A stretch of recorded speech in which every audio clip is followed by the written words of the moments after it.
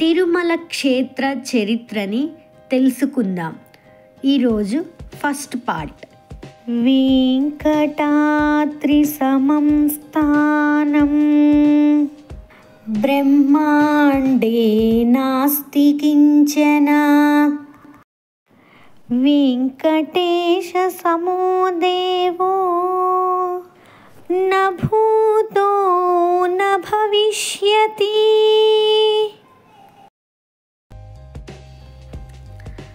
కలియుగ వైకుంఠంగా బాసిల్లే శ్రీ వెంకటాద్రిపై అఖిలాండ కోటి బ్రహ్మాండ నాయకుడైన శ్రీ వెంకటేశ్వర స్వామి అవతరించి నిత్యం భక్తులకు దర్శనమిస్తూ వారిని తరింపచేస్తున్నాడు. శ్రీ వెంకటేశ్వర స్వామి దివ్యమంగళ విగ్రహమూర్తిని ఒక్క క్షణకాలమైనా దర్శించుకొని తరించడానికి వేల కొద్ది భక్తులు నిత్యం ఈ క్షేత్రానికి యాత్ర చేస్తూ ఉంటారు. పిలిస్తే పలికే ప్రత్యక్ష దైవము, కోరిన వరాల రాయుడు అయిన శ్రీ వెంకటేశ్వర స్వామి వెలసిన ఈ క్షేత్రంలోని స్వామి దివ్య మంగళ విగ్రహం, స్వామి పుష్కరిణి, పవిత్ర తీర్థాలు, స్వామికి అతివైభవంగా జరిగే నిత్య కైంకర్యాలు, స్వామి బ్రహ్మోత్సవాలు మొదలైన విశేషాలు భక్తులకు తెలియజేయాలనే సంకల్పంతో తిరుమల తిరుపతి దేవస్థానం తిరుమల క్షేత్ర దర్శిని అనే పేర ఒక గ్రంథమాలను ప్రారంభించింది. దాంట్లో మొదటిది వెంకటాద్రి. 108 దివ్య క్షేత్రాలలో తిరువేంగడం ఒక పుణ్యక్షేత్రం. ఈ శేషాద్రిని వేంగడం అని, వెంకట అని పిలుస్తారు.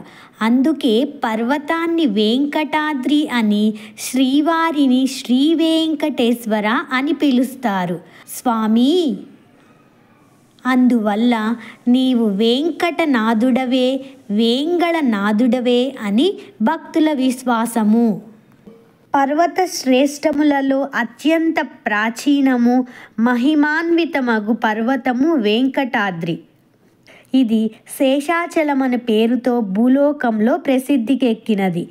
ఈ ఆదిశేషుడు శ్రీ మహావిష్ణువునకు నిత్యసూరులైన అనంత, గరుడ, విశ్వక్సేనాదులలో ఒకరు.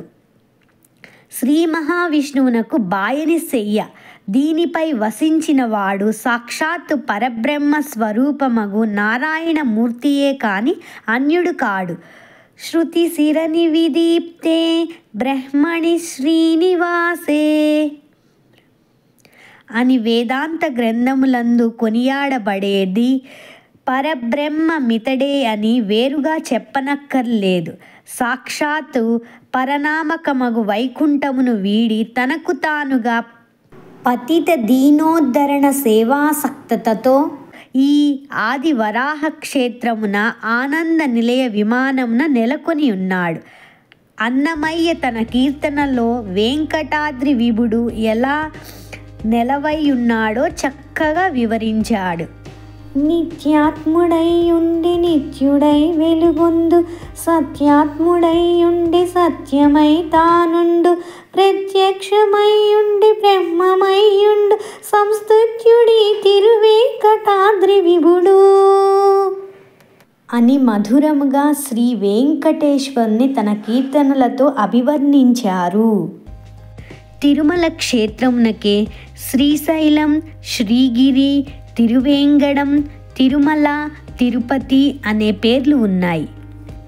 శ్రీ రామానుజాచార్యుల వారు వెంకటాచలమునకు శ్రీశైలమని పేరు పెట్టారు.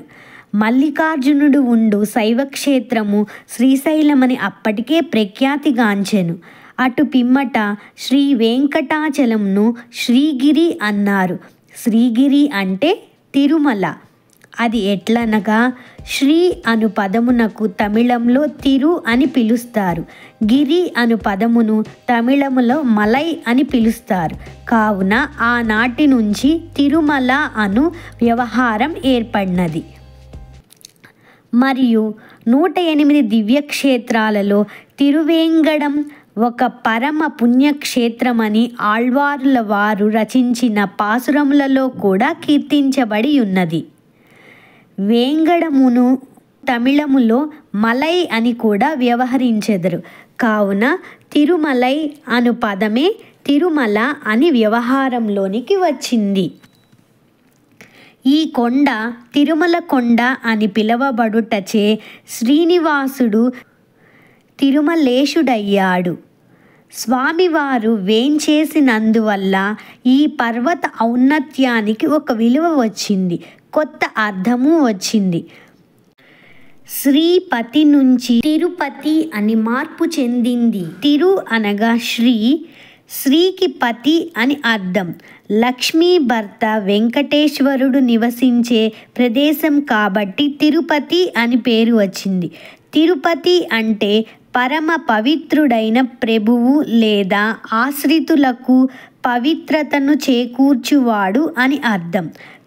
అందువలననే తిరుమల, తిరుపతి అను నామములతో ఈనాటికి వ్యవహరించబడుచున్నది. పార్ట్ 2లో మళ్ళీ కలుద్దాం. గోవిందా.